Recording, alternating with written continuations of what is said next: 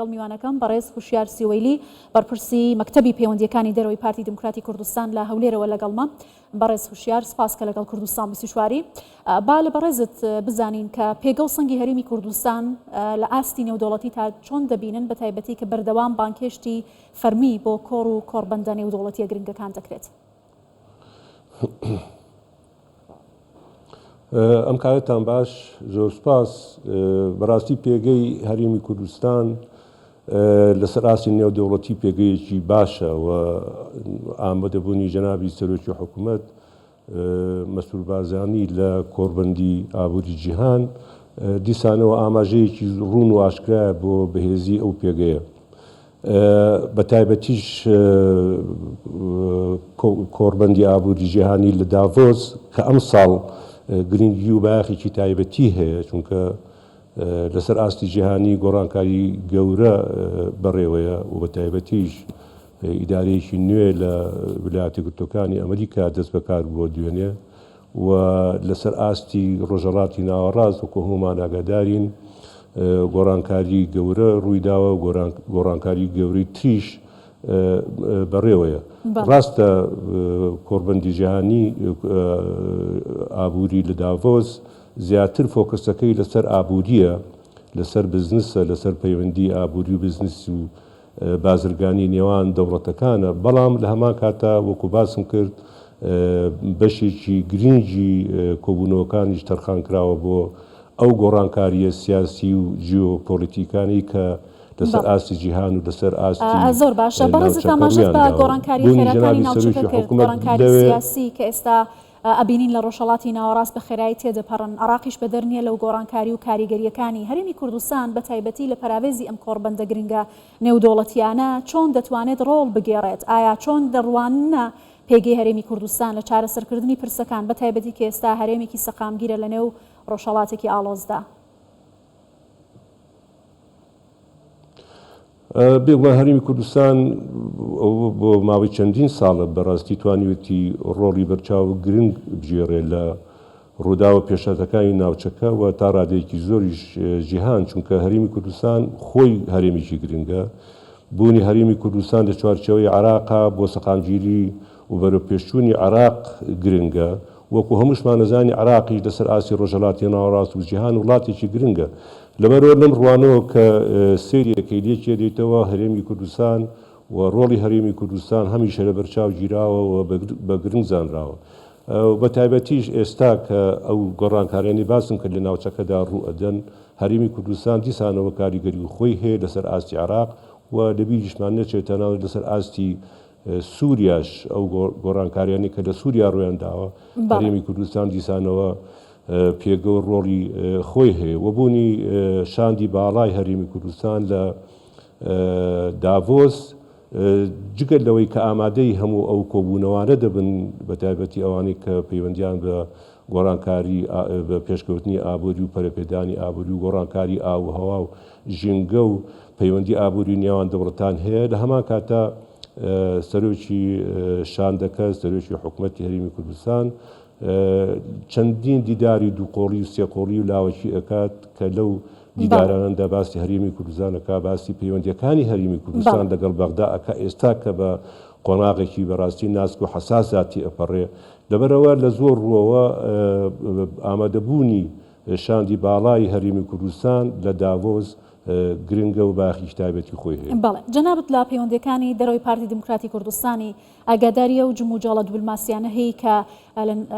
لەگەڵ پارتی دموکراتی کوردستان بە تایبەتی دەگوزارێت و ڕوو دەدەن. هەر گۆڕانکاریەک لە ناوچەکەیە لە عێراق ڕوو دەدات، شاند دێتە هەرێمی کوردستان، لێرە چارەسەر بۆ کێشەکان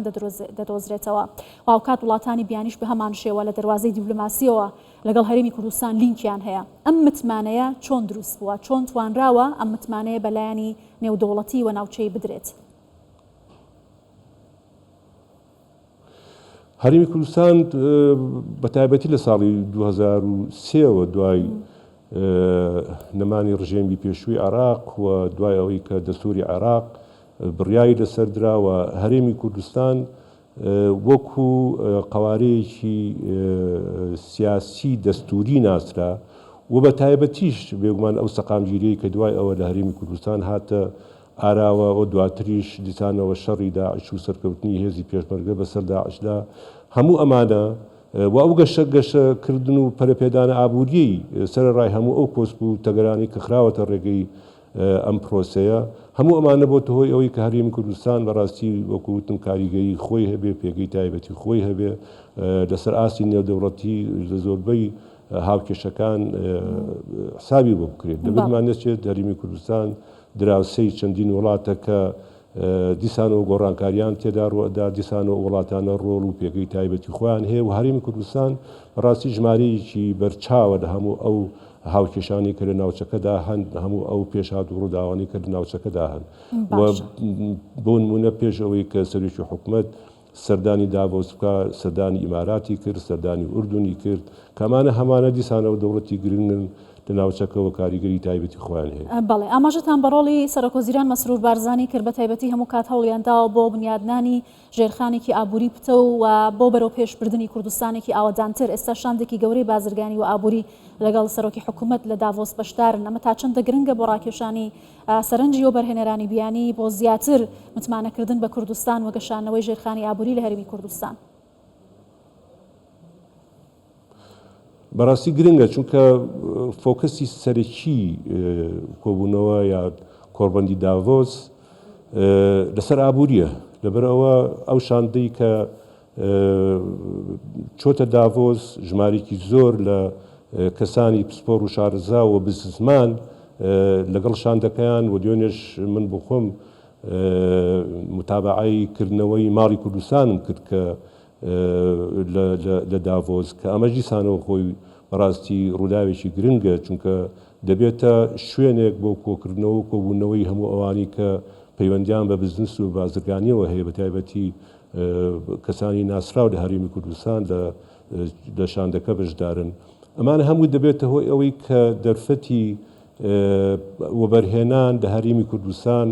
دەرفەتی گەشەکردن و پەرەپێدانی ئابرووی لە هەرێمی کوردستان بە هاوکاری و یارمەتی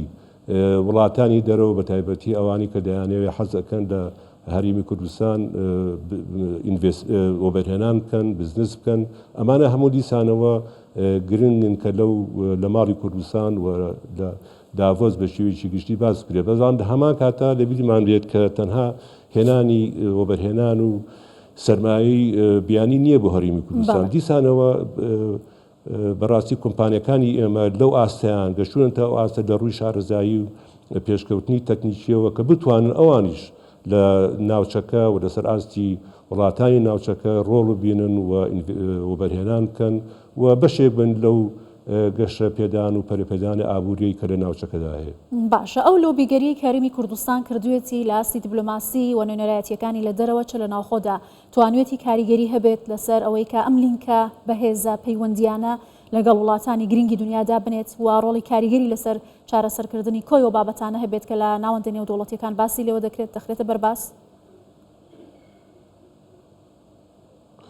بێگومان جارە ئێمە وەکو پارتی دیموکراتی کوردستان ڕۆڵی تایبەتی خۆمان هەیە بەڕاستی مەکتەبی پەیوەندەکانی دەرەوەی پارتی لە ڕێگەی ئەو پەیوەندیانی کە لەگەڵ پارتە سیاسەکانی دەرەوە هەیەی لەگەڵ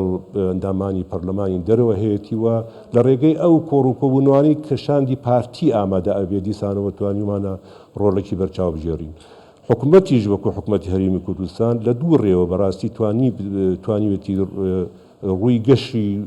گەشت و پەرەپێدانی هەرێمی کوردستان بۆ دەرەوە ڕوونکاتەوە لە ڕووی نوێنەرایەتی حکوومەت لە دەرەوە کە لە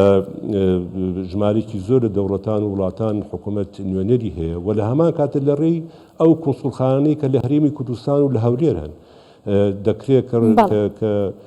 دۆخی هەرێمی کوردستان بە تایبەتی لە ڕووی ئابووری و پێشکەوتنەوە بۆ ئەوانیش دیسانەوە بۆ وڵاتەکانی خۆیان ئەگەن و ڕوونی ئەەکەنەوە یعنی لە چەندین لاوە هەرێمی کوردستان و حکوومەتی هەرێمی کوردستان و پارتی توانیوێتی کە